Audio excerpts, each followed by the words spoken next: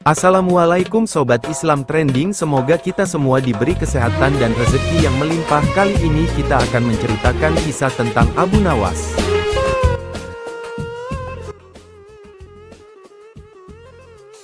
Abu Nawas mengubah hidup orang dan menunjukkan cara melihat setan. Al-Kisah, suatu hari Abu Nawas sedang bepergian untuk suatu urusan. Tiba-tiba di tengah perjalanan ia melihat seorang pria mau melompat dari jembatan. Abu Nawas bergegas menghampirinya. "Jangan!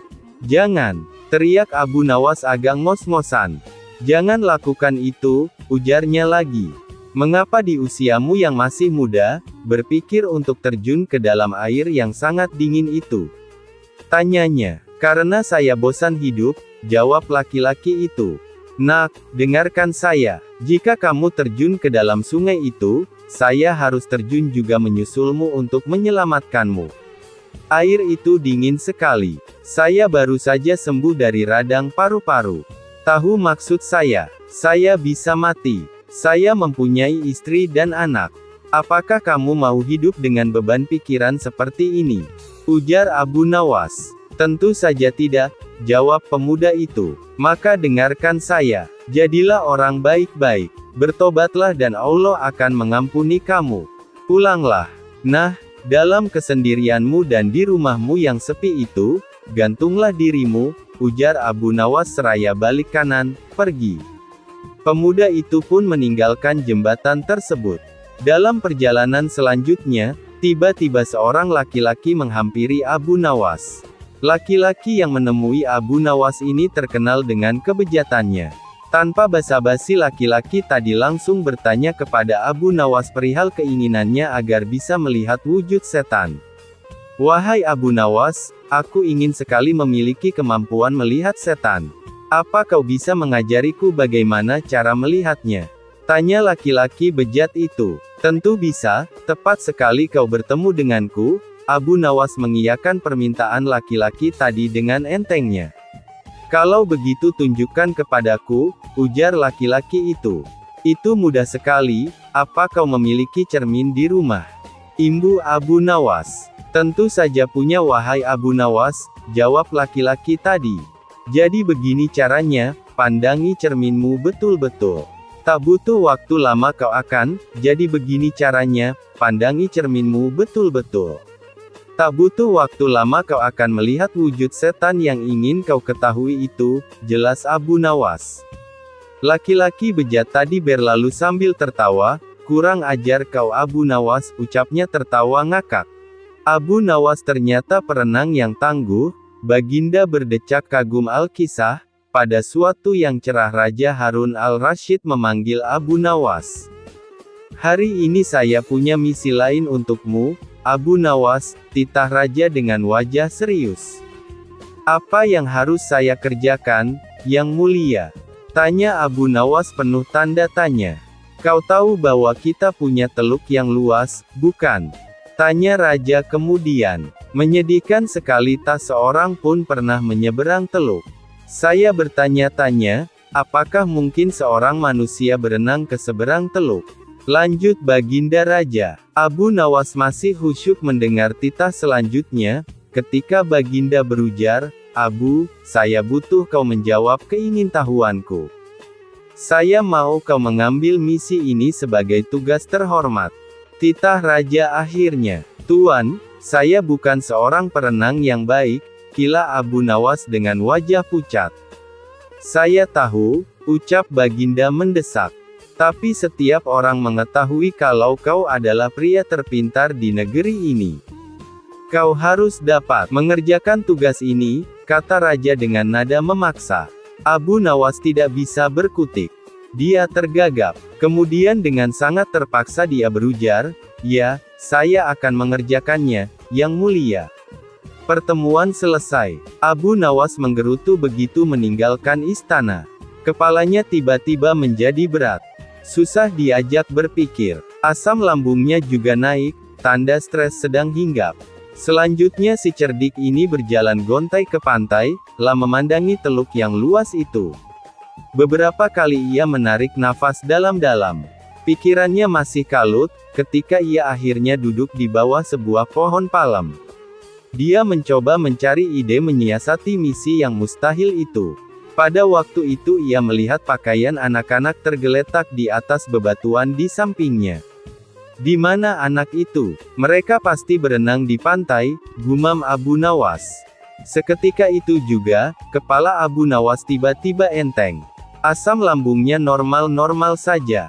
Cuma hanya kepingin makan yang enak-enak. Senyumnya pun terkembang. Nampaknya ia telah menemukan ide cemerlang.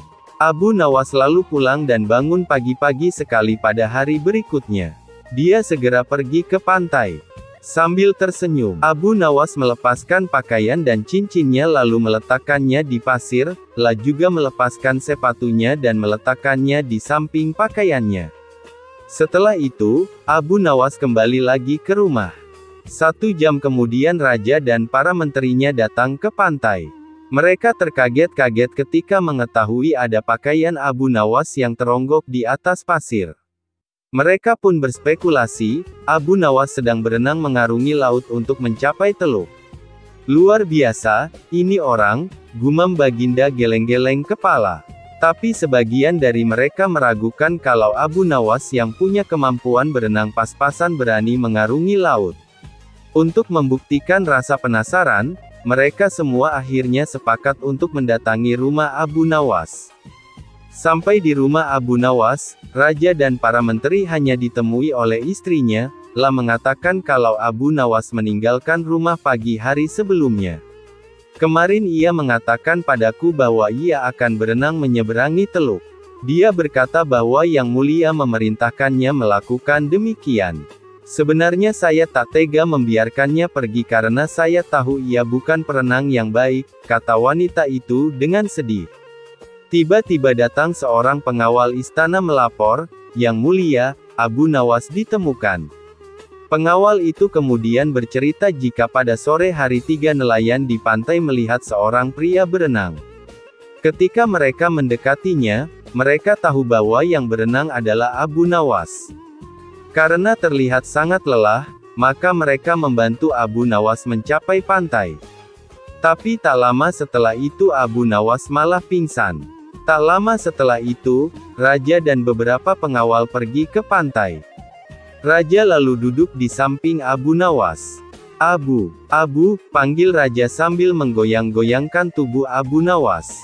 Pelan sekali, Abu Nawas membuka matanya. Legalah hati Raja Harun al-Rasyid, lah memegang tubuh Abu Nawas dengan erat, lah terlihat sangat menyesal karena telah menyebabkan Abu Nawas menderita. Abu Nawas tersenyum tipis ketika sang raja memeluknya dan mengatakan, "Kau hebat, Abu." Abu Nawas, Abu Wardah, dan seorang pengemis. Pada suatu ketika, seorang pengemis mendatangi rumah Abu Nawas. Laki-laki itu meminta makanan karena, menurut pengakuannya, seharian perutnya belum terisi. Abu Nawas tengok kiri tengok kanan seperti orang bingung. Di rumah juga belum ada makanan yang siap saji. Tapi Abu Nawas kepingin membantu pengemis itu. Tidak sekadar memberi makan. "Kenapa engkau mengemis? Apa engkau tidak mempunyai pekerjaan?" tanya Abu Nawas. "Maaf Tuan, saya sudah lama mencari pekerjaan, tapi belum juga ada yang mau menerima saya bekerja," jawab pengemis itu. "Lalu, apa engkau mau bekerja sekalipun pekerjaan itu berat?" tanya Abu Nawas. "Asalkan halal, saya mau Tuan," jawab si pengemis. Akhirnya Abu Nawas mengantarkan pengemis itu menemui sahabatnya, Abu Wardah. Singkat cerita, setelah pengemis itu diberi makan maka Abu Wardah memberi pekerjaan mencabut rumput di pekarangan rumah. Ternyata, lelaki ini merupakan seorang pekerja yang sangat rajin dan tangkas. Dalam waktu singkat saja, pekerjaannya pun selesai. Abu Wardah pun sangat kagum dan tergerak hatinya untuk memberikan pekerjaan yang lebih serius, lah pun meminta pekerja baru itu untuk memisahkan 1 ember kurma menjadi 3 bagian. Yang bagus diletakkan di keranjang pertama, sementara yang lumayan bagus diletakkan di keranjang kedua, dan kurma yang jelek diletakkan di keranjang ketiga. Pada keesokan harinya, Abu Nawas datang ke rumah Abu Wardah untuk menanyakan kabar dari pengemis itu. La pun menjelaskan bahwa pengemis itu sangat rajin dan terampil mencabut rumput di ladang sehingga dirinya menyimpulkan bahwa pengemis itu adalah pekerja yang baik. Maka dari itu Abu Wardah memberikan pekerjaan yang lebih serius kepadanya. "Sekarang dia bekerja apa?" tanya Abu Nawas. "Tadi malam saya suruh untuk memisahkan kurma-kurma menjadi 3 bagian. Mari kita ke sana untuk melihatnya." "Tentu sudah selesai pekerjaannya itu," kata Abu Wardah. Tapi apa yang terjadinya? Keduanya mendapati pengemis itu sedang tidur pulas. Tugas yang diberikan tidak dikerjakan. Dengan penuh tanya, Abu Wardah pun membangunkan pengemis itu.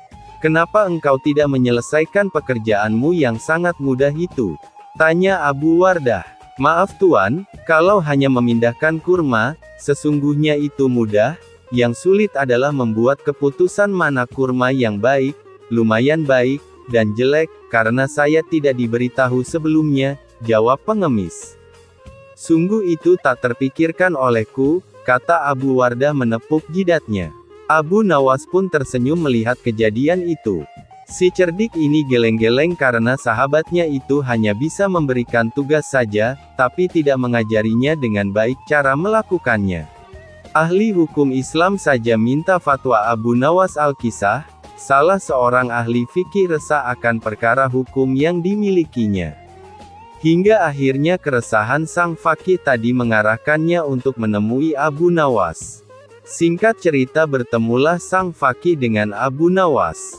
Tanpa basa-basi sang faqih pun mengutarakan keresahannya. "Wahai Abu Nawas, aku membutuhkan pertolonganmu. Aku ingin engkau memberikan fatwa kepadaku perihal keresahanku selama ini, dan semoga engkau mendapatkan balasan dari Allah atas kebaikanmu." Sang faqih berbasa-basi. "Keresahan apa yang kau hadapi? Katakan saja," kata Abu Nawas. "Wahai Abu Nawas, manakah yang lebih utama, berjalan di depan iring-iringan jenazah atau di belakangnya?" tanya si ahli fikih. "Wahai ahli fikih, jangan terlalu serius dan resah perihal urusan remeh-temeh seperti ini," jawab Abu Nawas. "Wahai Abu Nawas, manakah yang lebih utama, berjalan di depan iring-iringan jenazah atau di belakangnya?" tanya si ahli fikih. "Wahai ahli fikih, jangan terlalu serius dan resah perihal urusan remeh-temeh seperti ini," jawab Abu Nawas. "Lantas fatwa apa yang bisa kau beri padaku perihal perkara ini?" sergah sang ahli fikih penasaran. Abu Nawas pun menjawab, "Berjalanlah sesukamu, depan belakang, kanan kiri itu sama saja, asal jangan kau naiki keranda jenazahnya." Keseriusan ahli fikih yang tadinya menyimak uraian Abu Nawas, berubah menjadi tawa. Sang ahli fikih itu pun pergi dengan rasa puas dan tertawa sepanjang perjalanan. Baginda Raja jadikan tempat tidur Abu Nawas sebagai WC. Baginda Raja mendadak kangen, ingin bertemu dengan Abu Nawas. Soalnya, sudah beberapa hari ini si cerdik ini tak menampakkan batang hidungnya. Sudah beberapa kali, lewat utusannya, Baginda memanggil Abu Nawas. Namun sang pelipur lara ini belum juga menampakkan diri. Pada hari itu, rindu Baginda Raja tak tertahankan, ingin Abu Nawas menghibur hatinya yang galau. Setelah lama berpikir mencari cara agar Abu Nawas mau datang ke istana, Baginda Raja akhirnya menemukan ide yang super jahil. Raja kemudian memanggil 3 orang prajurit dan menyuruh mereka pergi ke rumah Abu Nawas. "Pengawal, pergilah ke rumah Abu Nawas. Beraklah di tempat tidurnya. Kalau kalian berhasil, maka masing-masing akan aku beri uang 1000 dirham, titah Baginda Raja serius. Kendati terasa aneh, tanpa pikir panjang, ketiga utusan Baginda Raja tersebut langsung menerima perintah Baginda. "Daulat Paduka," jawab ketiga prajurit tersebut secara bersamaan. Mereka pun langsung berangkat menuju rumah Abu Nawas sesuai titah Baginda Raja. Sementara itu, ada seorang pejabat tinggi kerajaan yang memperhatikan perintah sang raja kepada ketiga prajurit tersebut. Pejabat itu memberanikan diri untuk bertanya kepada raja, "Maaf Paduka, bukankah tugas yang diberikan itu tampak aneh dan menghina?" Ujar pejabat setingkat pati itu. "Memang benar, tapi itulah siasatku agar Abu Nawas segera hadir ke istana," jawab Baginda terkekeh. "Apakah gerangan rencana Baginda?" tanya pejabat itu lagi menunjukkan bahwa dirinya belum paham. "Nanti kamu akan segera mengetahuinya, dan sekarang kamu ikutilah ketiga anak buahmu itu dan intailah mereka. Sampaikan kepada Abu Nawas, bila dia berhasil menggagalkan tugas prajurit itu, maka ia akan aku beri uang 3.000 dirham dan sekaligus ia boleh memukul utusanku itu," kata Baginda Raja.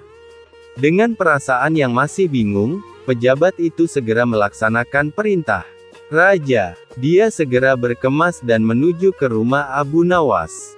Para prajurit Baginda Raja Harun al-Rasyid yang sudah berangkat lebih dulu sudah tiba di rumah Abu Nawas.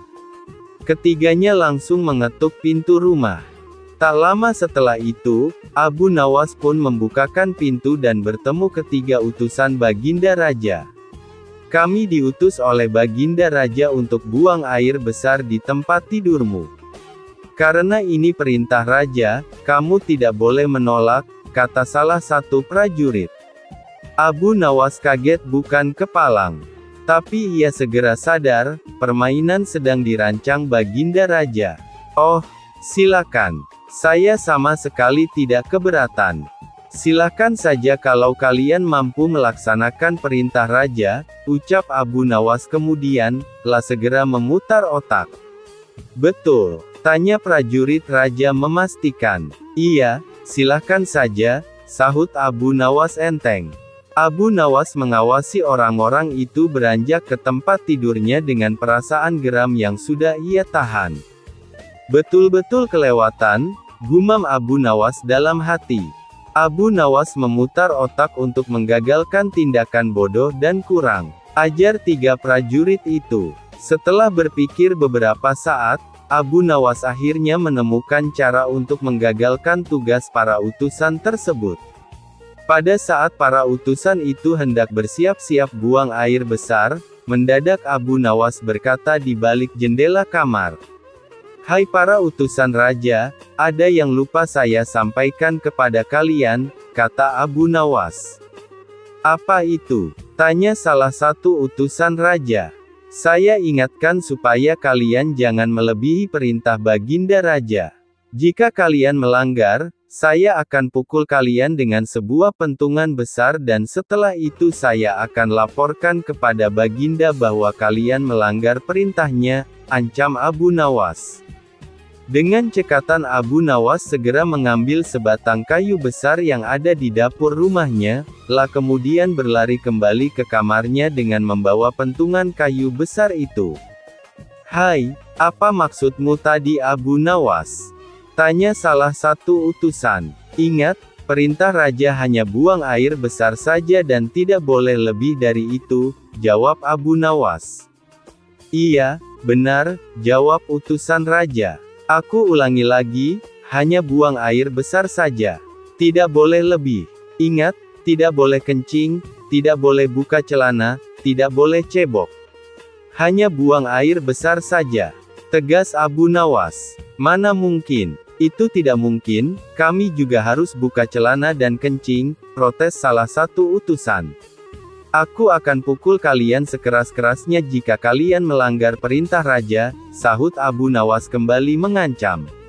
Ketiga utusan Baginda Raja tersebut hanya bisa saling pandang kebingungan dengan ucapan Abu Nawas. Di tengah kebingungan tersebut, tiba-tiba ada suara yang memanggil Abu Nawas. Rupanya suara tersebut datang dari pejabat tinggi kerajaan. Melihat kedatangannya, Abu Nawas dan ketiga utusan Raja segera berkumpul untuk menemui suara tersebut. "Aku sudah mendengar perdebatan kalian. Baginda Raja memang memerintahkan para utusan untuk berak di tempat tidurmu. Jika mereka sanggup, masing-masing akan mendapatkan 1.000 dirham. Jika mereka gagal, maka mereka boleh engkau pukul sesuka hatimu, kata petinggi kerajaan tersebut. Oh, begitu. Lalu hadiah dari Baginda untukku berapa tuanku? Tanya Abu Nawas. Oh, begitu. Lalu hadiah dari Baginda untukku berapa tuanku? Tanya Abu Nawas dengan mata berbinar. Sekarang juga engkau boleh menghadap Baginda Raja untuk menerima 3.000 dirham, jawab pejabat itu. Mendengar itu, Abu Nawas dibuat kaget serta gembira. Sebelum menghadap Baginda Raja, Abu Nawas kembali mengambil pentungannya lalu mengejar ketiga utusan raja yang hampir buang air besar di ranjangnya. Ketiga utusan itu pun lari terbirit-birit. Abu Nawas, Baginda Raja sangat yakin engkau dapat mengatasi masalah ini. Baginda memang menginginkan kehadiranmu di istana untuk menghibur hatinya yang saat ini sedang gundah gulana, jelas pejabat tinggi kerajaan tersebut sambil tertawa.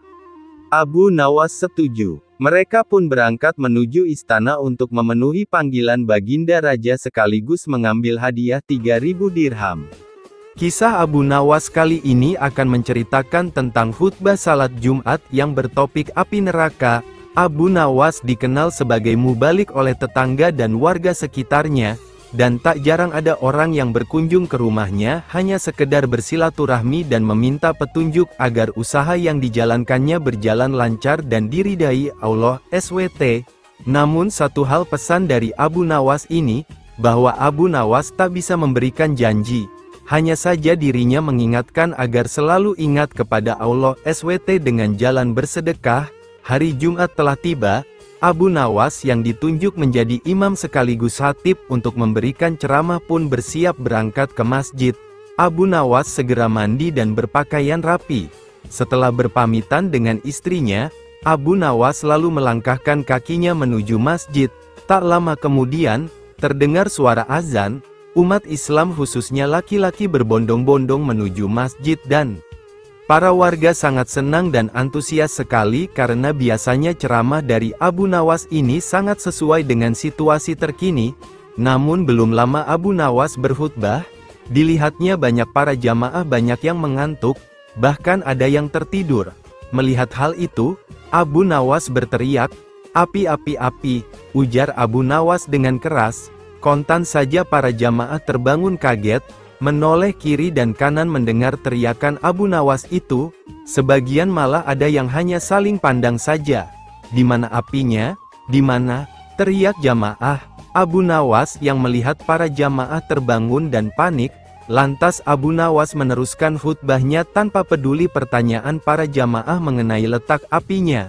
"Api yang dahsyat di neraka, bagi mereka yang lalai dalam beribadah," kata Abu Nawas dalam khutbahnya. Setelah menyampaikan khutbahnya, Abu Nawas segera menutup bagian kedua khutbah dengan berdoa. Sesaat kemudian, Abu Nawas kemudian memimpin salat Jumat dengan khusyuk diikuti oleh para jamaah. Para jamaah tersadar dan masih ingat akan api neraka yang diucapkan oleh Abu Nawas tadi. Panah pembawa rezeki Abu Nawas memang cerdik, meskipun tak mempunyai kemampuan untuk melaksanakan titah sang raja, namun dia selalu berhasil melaksanakan tugasnya. Dan hadiah selalu menanti, sungguh rezeki yang tak disangka. Suatu ketika Abu Nawas diundang oleh Raja Harun ar-Rasyid untuk makan bersama, maka berangkatlah para pengawal kerajaan untuk menjemput Abu Nawas di rumahnya. Tak berapa lama kemudian Abu Nawas telah sampai di istana dengan pakaian sederhana saja. Abu Nawas langsung diajak berbincang di sebuah pendapa dengan berbagai jamuan makanan lengkap dengan minuman yang segar. Melihat begitu banyaknya makanan, Abu Nawas pun sangat lahap menyantap makanan yang dihidangkan kepadanya. Sementara itu, Raja masih meneruskan perbincangannya dengan Abu Nawas tentang kekuasaannya. Raja Harun bercerita kepada Abu Nawas terkait dengan luasnya wilayah yang telah dipimpinnya. Namun Abu Nawas nampak tidak menggubris, malah dia sibuk dengan makanan yang tersaji di hadapannya. Tak lama kemudian, Raja mulai melontarkan berbagai pertanyaan kepada Abu Nawas. "Hai Abu Nawas, kalau setiap benda ada harganya, berapakah harga diriku ini?" tanya Raja. Abu Nawas yang masih dalam kondisi kekenyangan setelah makan-makan, menjawab sekenanya tanpa berpikir panjang. Hamba kira, mungkin sekitar 100 dinar saja Paduka, jawab Abu Nawas. Terlalu sekali engkau Abu Nawas. Harga sabukku saja 100 dinar, bentak raja. Tepat sekali Paduka, memang yang saya nilai dari diri Paduka hanya sebatas sabuk itu saja, ujar Abu Nawas. Karena merasa tak ingin dipermalukan oleh Abu Nawas karena kecerdikannya, kali ini raja tidak mau lagi mengambil resiko dengan beradu pendapat lagi. Oleh karena itu, Abu Nawas diajak menuju ke tengah-tengah prajuritnya yang merupakan ahli bela diri dan ketangkasan.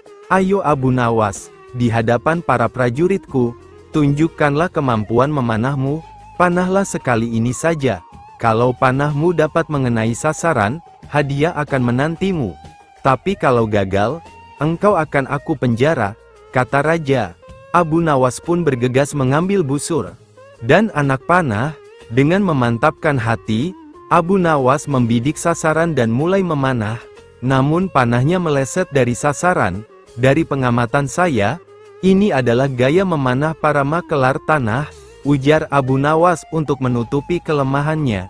Sesaat kemudian, Abu Nawas mencabut sebuah anak panah lagi dan membidik sasaran. Lagi-lagi anak panah yang dibidikkan itu melesat terlalu jauh dari sasaran. Kalau yang ini Paduka, ini gaya juragan buah kalau sedang memanah, sahut Abu Nawas untuk menutupi kelemahannya yang kedua. Untuk yang ketiga kalinya, Abu Nawas kembali mencabut anak panah dan mulai membidiknya. Namun kali ini kebetulan anak panah yang dibidikkan tersebut mengenai sasaran. Nah yang ini Paduka, ini baru gaya Abu Nawas kalau sedang memanah. Saya pun menunggu hadiah yang Paduka janjikan, kata Abu Nawas dengan gembira. Dengan tak bisa menyembunyikan tawanya, Paduka Raja lantas memberikan hadiah kepada Abu Nawas. Dengan kecerdikannya bermain kata-kata yang masuk logika, akhirnya Abu Nawas mendapat hadiah. Dia pun langsung mohon diri karena tak sabar untuk memberikan hadiah itu kepada istrinya. Menasehati hartawan zalim. Salah seorang pemuda menjadi kaya karena warisan dari orang tuanya. Kehidupannya drastis menjadi orang kaya dan hampir semua orang ingin berkawan dengannya. Berita akan kekayaan si pemuda ini cepat tersebar hingga ke pelosok desa, dan masyarakat kagum akan megahnya rumah yang dia bangun, ya karena memang tampak berbeda dengan rumah lainnya. Entahlah apa yang ada di hati si pemuda ini, hampir setiap hari dia mengadakan pesta di rumahnya. Karena dibujuk oleh beberapa teman agar menyajikan pesta yang lebih meriah dari hari ke hari, lama-kelamaan kekayaannya pun mulai menipis karena untuk pesta meriah yang diadakannya sendiri. Benar saja, hanya dalam waktu yang singkat, uang yang dimiliki pemuda tersebut telah habis, bahkan dirinya tak mampu lagi memberi gaji kepada pembantunya sendiri. Efeknya lagi, kawan-kawan mulai menjauhinya dengan perlahan-lahan pula. Pemuda tersebut benar-benar menjadi miskin dan hidup sebatang kara tanpa mendampinginya. Mengajar lembu mengaji Al-Quran, panggil Abu Nawas kemari hari ini juga, titah Sultan Harun al-Rasyid kepada seorang hambanya. Tuan Abu Nawas, kata si hamba raja sesampai di rumah Abu Nawas, Tuan hamba dipersilahkan baginda datang ke istana hari ini juga. Hanya berjarak setengah jam setelah hamba sahaya tadi sampai di istana, Abu Nawas pun tiba di sana. Hai Abu Nawas, kata Sultan, tahukah kamu mengapa aku panggil kemari? Aku minta tolong kepadamu untuk mengajari lembuku supaya bisa mengaji Al-Quran. Jika lembu itu tidak dapat mengaji, niscaya aku akan menyuruh mereka membunuh kamu. Baiklah tuanku Syah Alam, jawab Abu Nawas, titah tuanku Patik junjung di atas kepala Patik. Kemudian Abu Nawas disuruh pulang dengan menghela seekor lembu. Sesampai di rumah lembu itu diikat erat-erat pada sebatang pohon kurma. Esok harinya Abu Nawas mulai memukul lembu itu dengan sebuah cambuk rotan sampai setengah mati. Ketika binatang itu hampir mengamuk, Abu Nawas mengucapkan kata, atau. Perkataan itulah yang diajarkan Abu Nawas kepada lembu itu sambil tetap mengayunkan cambukannya tanpa henti. Pekerjaan itu ia lakukan setiap hari pagi sampai tengah hari dan dari duhur sampai maghrib selama beberapa hari sehingga tidak terpikirkan untuk menghadap ke istana. Setengah bulan kemudian Baginda menyuruh seorang hamba melihat ke rumah Abu Nawas, apakah dia mampu mengajari lembu itu mengaji atau tidak. Apa yang disaksikan oleh hamba sahaya tadi di rumah Abu Nawas, tiada lain cambukan yang dilancarkan oleh Abu Nawas ke badan lembu itu sambil berkata, atau, sampai binatang itu kesakitan setengah mati. Maka dilaporkanlah hal itu kepada Baginda Sultan. Mohon ampun Baginda, kata hamba sahaya itu sesampai di istana, Patik lihat Abu Nawas sedang mengajar lembu itu di belakang rumah dengan sebuah cambuk rotan yang besar. Jika tali pengikatnya tidak kuat pastilah lembu itu lepas dan mengamuk, yang diajarkan tidak lain hanyalah 3 patah kata, yaitu, atau. Baginda terheran-heran mendengar laporan. Itu, setelah berpikir sejenak Baginda bertitah, panggil kemari Abu Nawas sekarang juga, aku mau tahu apakah lembu itu sudah bisa mengaji atau belum. Tidak lama kemudian Abu Nawas pun sampai di istana, ia pun datang menyembah. Hai Abu Nawas, sudahkah engkau mengajari lembuku itu dan apakah lembu itu sudah bisa mengaji Al-Quran?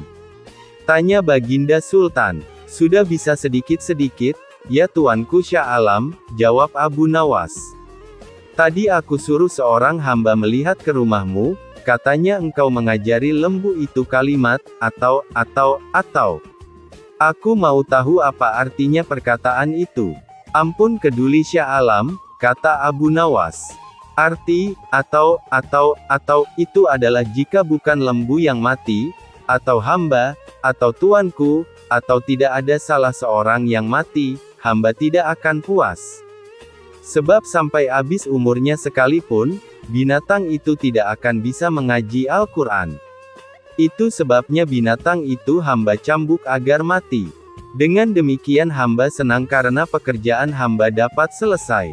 Atau hamba yang mati, atau paduka yang mati, atau salah satu, barulah habis perkara lembu itu. Tadi aku suruh seorang hamba melihat ke rumahmu, katanya engkau mengajari lembu itu kalimat, atau. Aku mau tahu apa artinya perkataan itu. Ampun keduli Syah Alam, kata Abu Nawas. Arti, atau, itu adalah jika bukan lembu yang mati, atau hamba, atau tuanku, atau tidak ada salah seorang yang mati, hamba tidak akan puas.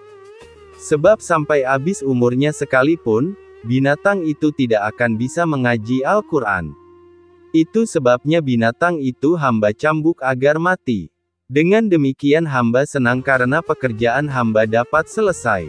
Atau hamba yang mati, atau paduka yang mati, atau salah satu, barulah habis perkara lembu itu. Baginda terperanjat di tempat duduknya, tidak dapat berkata sepatah kata pun. Setelah tercenung sejenak, Baginda berkata, kalau begitu lembu itu boleh kamu ambil, atau kamu jual, atau kamu buat sate. Terima kasih banyak-banyak, ya Tuanku Baginda Syah Alam, kata Abu Nawas sambil menyembah hingga kepalanya menyentuh tanah, lapun mohon diri pulang ke rumah dengan langkah ringan dan hati senang.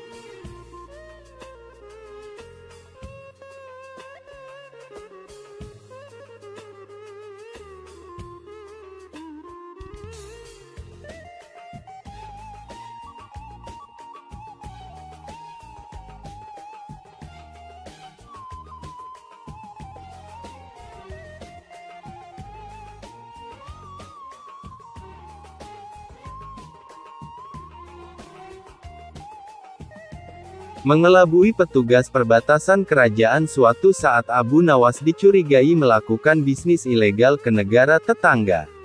Tetapi setiap kali dia melewati pintu perbatasan, si penjaga perbatasan tidak mampu membuktikan bisnis ilegal tersebut. Apakah yang dilakukan Abu Nawas untuk mengelabui penjaga perbatasan? Ya, berikut kisahnya. Setiap orang di negeri Irak mulai dari anak-anak hingga dewasa mengenal si Abu Nawas. Seperti kali ini, seisi desa merasa keheranan karena Abu Nawas tampak setiap minggunya melakukan perjalanan dari desanya ke desa tetangga yang sudah masuk dalam wilayah kerajaan negara lain. Kali ini, seperti biasanya awal minggu pada suatu bulan, dini hari si Abu Nawas sudah keluar dari rumahnya yang dapat dikatakan sangat sederhana. Di samping rumah sederhana tersebut terdapat kandang kuda yang penghuninya kerap kali berganti.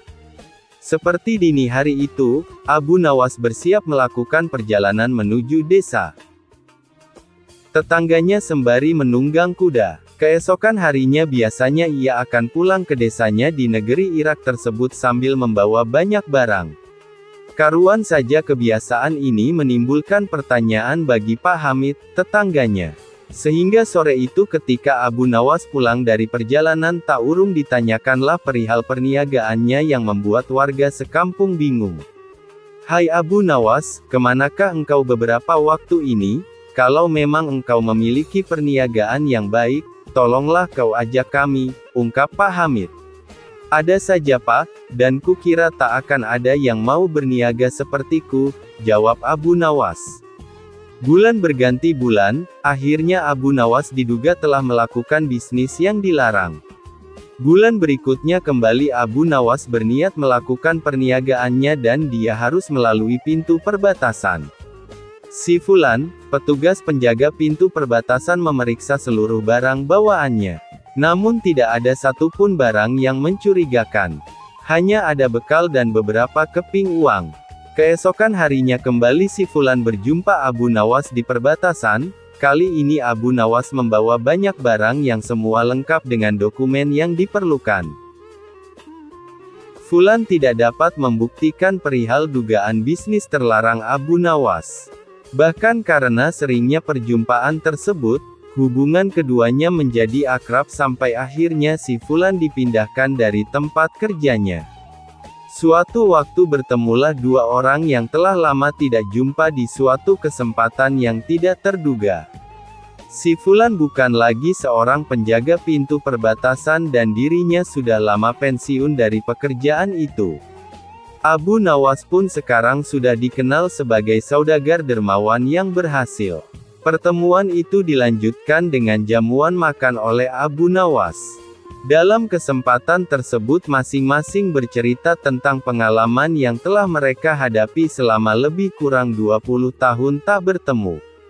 "Usaha apa yang engkau lakukan di masa itu saudaraku? Karena aku mengetahui kau tidak membawa cukup uang.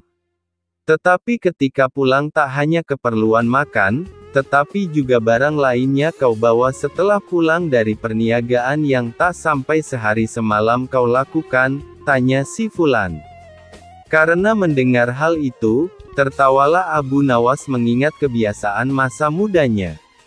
"Sebenarnya sangat mudah saudaraku. Untuk mencari bukti dan tak perlu harus memeriksa semua barang bawaanku. Seperti engkau ketahui bahwa aku senantiasa pergi dengan mengendarai kuda.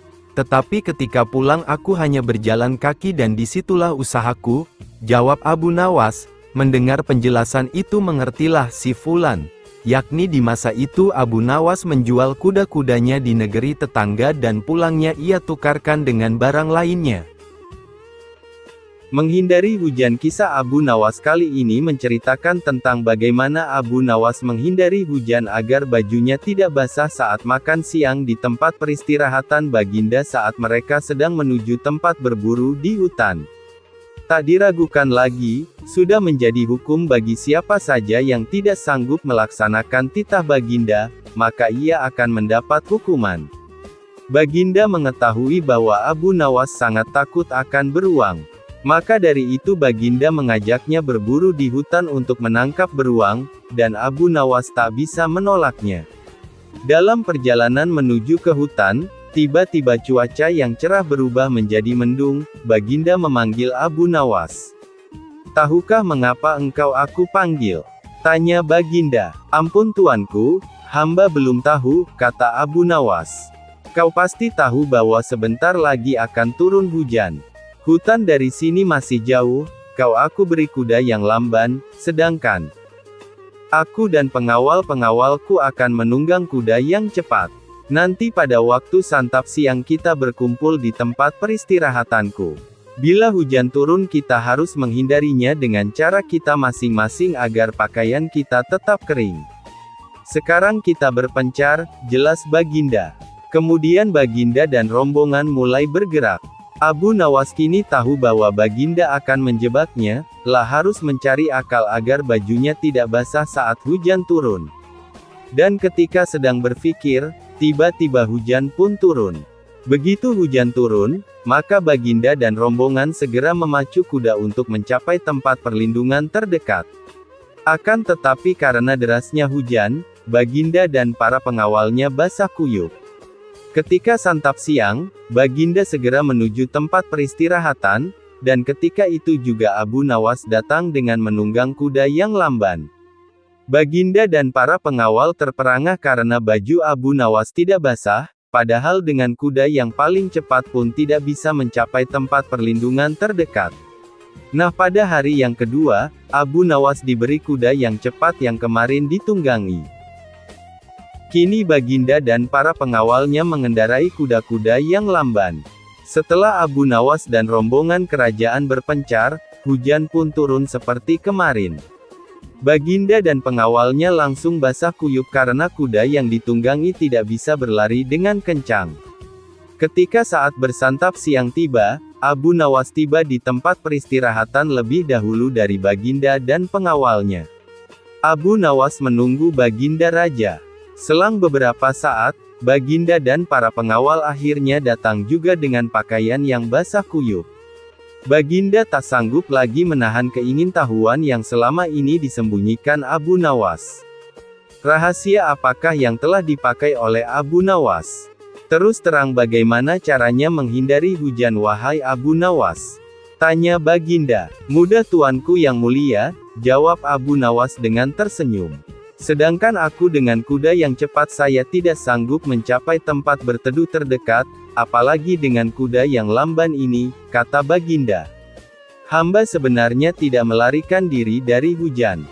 Tetapi begitu hujan turun, maka hamba secepat mungkin melepas pakaian hamba dan segera melipatnya kemudian saya mendudukinya. Ini hamba lakukan sampai hujan berhenti," jelas Abu Nawas. Ahaha, rupanya dengan diam-diam Baginda Raja mengakui lagi kecerdikan Abu Nawas. Mengajar lembu mengaji Al-Quran, panggil Abu Nawas kemari hari ini juga, titah Sultan Harun al-Rasyid kepada seorang hambanya. "Tuan Abu Nawas," kata si hamba raja sesampai di rumah Abu Nawas, "Tuan hamba dipersilahkan Baginda datang ke istana hari ini juga." Hanya berjarak setengah jam setelah hamba sahaya tadi sampai di istana, Abu Nawas pun tiba di sana. "Hai Abu Nawas," kata Sultan, "tahukah kamu mengapa aku panggil kemari? Aku minta tolong kepadamu untuk mengajari lembuku supaya bisa mengaji Al-Quran. Jika lembu itu tidak dapat mengaji, niscaya aku akan menyuruh mereka membunuh kamu." "Baiklah tuanku Syah Alam," jawab Abu Nawas, "titah tuanku patik junjung di atas kepala patik." Kemudian Abu Nawas disuruh pulang dengan menghela seekor lembu. Sesampai di rumah, lembu itu diikat erat-erat pada sebatang pohon kurma. Esok harinya Abu Nawas mulai memukul lembu itu dengan sebuah cambuk rotan sampai setengah mati. Ketika binatang itu hampir mengamuk, Abu Nawas mengucapkan kata, atau. Perkataan itulah yang diajarkan Abu Nawas kepada lembu itu sambil tetap mengayunkan cambukannya tanpa henti. Pekerjaan itu ia lakukan setiap hari pagi sampai tengah hari dan dari duhur sampai maghrib selama beberapa hari sehingga tidak terpikirkan untuk menghadap ke istana. Setengah bulan kemudian Baginda menyuruh seorang hamba melihat ke rumah Abu Nawas, apakah dia mampu mengajari lembu itu mengaji atau tidak. Apa yang disaksikan oleh hamba sahaya tadi di rumah Abu Nawas, tiada lain cambukan yang dilancarkan oleh Abu Nawas ke badan lembu itu sambil berkata, atau, sampai binatang itu kesakitan setengah mati. Maka dilaporkanlah hal itu kepada Baginda Sultan. Mohon ampun Baginda, kata hamba sahaya itu sesampai di istana, Patik lihat Abu Nawas sedang mengajar lembu itu di belakang rumah dengan sebuah cambuk rotan yang besar. Jika tali pengikatnya tidak kuat pastilah lembu itu lepas dan mengamuk. Yang diajarkan tidak lain hanyalah 3 patah kata, yaitu, atau. Baginda terheran-heran mendengar laporan. Baginda terheran-heran mendengar laporan itu.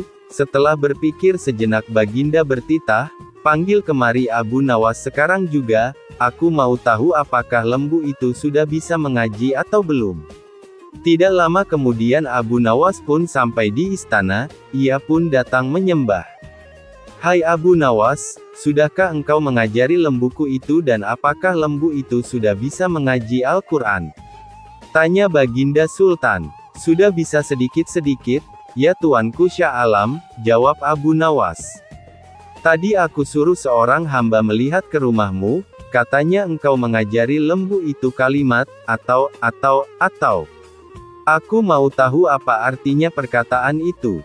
Ampun keduli Syah Alam, kata Abu Nawas. Arti, atau, itu adalah jika bukan lembu yang mati, atau hamba, atau tuanku, atau tidak ada salah seorang yang mati, hamba tidak akan puas. Sebab sampai habis umurnya sekalipun, binatang itu tidak akan bisa mengaji Al-Quran. Itu sebabnya binatang itu hamba cambuk agar mati. Dengan demikian hamba senang karena pekerjaan hamba dapat selesai. Atau hamba yang mati, atau paduka yang mati, atau salah satu, barulah habis perkara lembu itu. Tadi aku suruh seorang hamba melihat ke rumahmu, katanya engkau mengajari lembu itu kalimat, atau. Aku mau tahu apa artinya perkataan itu. Ampun keduli Syah Alam, kata Abu Nawas. Arti, atau, itu adalah jika bukan lembu yang mati, atau hamba, atau tuanku, atau tidak ada salah seorang yang mati, hamba tidak akan puas. Sebab sampai habis umurnya sekalipun, binatang itu tidak akan bisa mengaji Al-Quran. Itu sebabnya binatang itu hamba cambuk agar mati. Dengan demikian hamba senang karena pekerjaan hamba dapat selesai. Atau hamba yang mati, atau paduka yang mati, atau salah satu, barulah habis perkara lembu itu. Baginda terperanjat di tempat duduknya, tidak dapat berkata sepatah kata pun.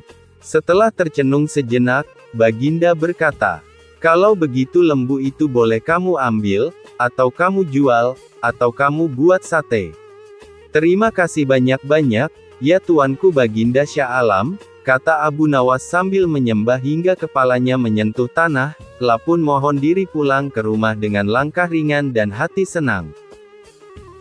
Panah pembawa rezeki Abu Nawas memang cerdik, meskipun tak mempunyai kemampuan untuk melaksanakan titah sang raja, namun dia selalu berhasil melaksanakan tugasnya. Dan hadiah selalu menanti, sungguh rezeki yang tak disangka. Suatu ketika Abu Nawas diundang oleh Raja Harun ar-Rasyid untuk makan bersama, maka berangkatlah para pengawal kerajaan untuk menjemput Abu Nawas di rumahnya. Tak berapa lama kemudian Abu Nawas telah sampai di istana dengan pakaian sederhana saja. Abu Nawas langsung diajak berbincang di sebuah pendapa dengan berbagai jamuan makanan lengkap dengan minuman yang segar. Melihat begitu banyaknya makanan, Abu Nawas pun sangat lahap menyantap makanan yang dihidangkan kepadanya. Sementara itu, Raja masih meneruskan perbincangannya dengan Abu Nawas tentang kekuasaannya. Raja Harun bercerita kepada Abu Nawas terkait dengan luasnya wilayah yang telah dipimpinnya. Namun Abu Nawas nampak tidak menggubris, malah dia sibuk dengan makanan yang tersaji di hadapannya. Tak lama kemudian, Raja mulai melontarkan berbagai pertanyaan kepada Abu Nawas. Hai Abu Nawas, kalau setiap benda ada harganya, berapakah harga diriku ini? Tanya Raja. Abu Nawas yang masih dalam kondisi kekenyangan setelah makan-makan, menjawab sekenanya tanpa berpikir panjang. Hamba kira, mungkin sekitar 100 dinar saja Paduka, jawab Abu Nawas. Terlalu sekali engkau Abu Nawas. Harga sabukku saja 100 dinar, bentak raja. Tepat sekali Paduka, memang yang saya nilai dari diri Paduka hanya sebatas sabuk itu saja, ujar Abu Nawas. Karena merasa tak ingin dipermalukan oleh Abu Nawas karena kecerdikannya, kali ini raja tidak mau lagi mengambil resiko dengan beradu pendapat lagi. Oleh karena itu, Abu Nawas diajak menuju ke tengah-tengah prajuritnya yang merupakan ahli bela diri dan ketangkasan. Ayo Abu Nawas, di hadapan para prajuritku, tunjukkanlah kemampuan memanahmu, panahlah sekali ini saja. Kalau panahmu dapat mengenai sasaran, hadiah akan menantimu. Tapi kalau gagal, engkau akan aku penjara, kata raja. Abu Nawas pun bergegas mengambil busur dan anak panah. Dengan memantapkan hati, Abu Nawas membidik sasaran dan mulai memanah. Namun panahnya meleset dari sasaran. Dari pengamatan saya, ini adalah gaya memanah para makelar tanah, ujar Abu Nawas untuk menutupi kelemahannya. Sesaat kemudian, Abu Nawas mencabut sebuah anak panah lagi dan membidik sasaran. Lagi-lagi anak panah yang dibidikkan itu melesat terlalu jauh dari sasaran. Kalau yang ini Paduka, ini gaya juragan buah kalau sedang memanah, sahut Abu Nawas untuk menutupi kelemahannya yang kedua. Untuk yang ketiga kalinya, Abu Nawas kembali mencabut anak panah dan mulai membidiknya. Namun kali ini kebetulan anak panah yang dibidikkan tersebut mengenai sasaran. Nah yang ini Paduka, ini baru gaya Abu Nawas kalau sedang memanah. Saya pun menunggu hadiah yang Paduka janjikan, kata Abu Nawas dengan gembira. Dengan tak bisa menyembunyikan tawanya, Paduka Raja lantas memberikan hadiah kepada Abu Nawas. Dengan kecerdikannya bermain kata-kata yang masuk logika, akhirnya Abu Nawas mendapat hadiah. Dia pun langsung mohon diri karena tak sabar untuk memberikan hadiah itu kepada istrinya. Menasehati hartawan zalim. Salah seorang pemuda menjadi kaya karena warisan dari orang tuanya. Kehidupannya drastis menjadi orang kaya dan hampir semua orang ingin berkawan dengannya. Berita akan kekayaan si pemuda ini cepat tersebar hingga ke pelosok desa, dan masyarakat kagum akan megahnya rumah yang dia bangun, ya karena memang tampak berbeda dengan rumah lainnya. Entahlah apa yang ada di hati si pemuda ini, hampir setiap hari dia mengadakan pesta di rumahnya. Karena dibujuk oleh beberapa teman agar menyajikan pesta yang lebih meriah dari hari ke hari, lama-kelamaan kekayaannya pun mulai menipis karena untuk pesta meriah yang diadakannya sendiri. Benar saja, hanya dalam waktu yang singkat, uang yang dimiliki pemuda tersebut telah habis, bahkan dirinya tak mampu lagi memberi gaji kepada pembantunya sendiri. Efeknya lagi, kawan-kawan mulai menjauhinya dengan perlahan-lahan pula. Pemuda tersebut benar-benar menjadi miskin dan hidup sebatang kara tanpa mendampinginya. Menjauhinya dengan perlahan-lahan pula. Pemuda tersebut benar-benar menjadi miskin dan hidup sebatang kara tanpa seorang pun yang mendampinginya. Pemuda itu berniat mendatangi Abu Nawas agar kembali mendapatkan berkah. Pemuda itu mengutarakan maksudnya, uang saya sudah habis dan kawan-kawan saya telah meninggalkanku, apa yang seharusnya aku lakukan, keluh pemuda itu. Jangan khawatir, segalanya akan normal kembali, tunggu saja beberapa hari ini, kau akan kembali tenang dan bahagia, tutur Abu Nawas. Jadi saya akan segera kembali kaya, kata pemuda itu girang. Bukan begitu maksudku, kau salah tafsir, maksudku dalam waktu yang tidak terlalu lama kau akan terbiasa menjadi orang yang miskin dan tidak mempunyai teman, jelas Abu Nawas kepada pemuda tersebut. Kemudian Abu Nawas menjelaskan bahwa apa yang diterima dan dialami oleh pemuda tersebut adalah akibat dari apa yang dilakukannya sendiri. Selain itu, dirinya pun tak pernah sekalipun untuk berusaha mengelola harta yang dimilikinya.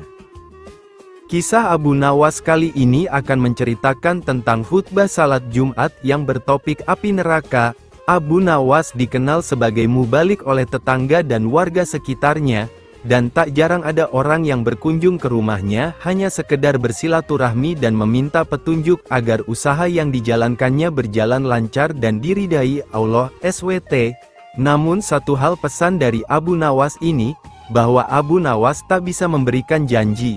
Hanya saja dirinya mengingatkan agar selalu ingat kepada Allah SWT dengan jalan bersedekah. Hari Jumat telah tiba.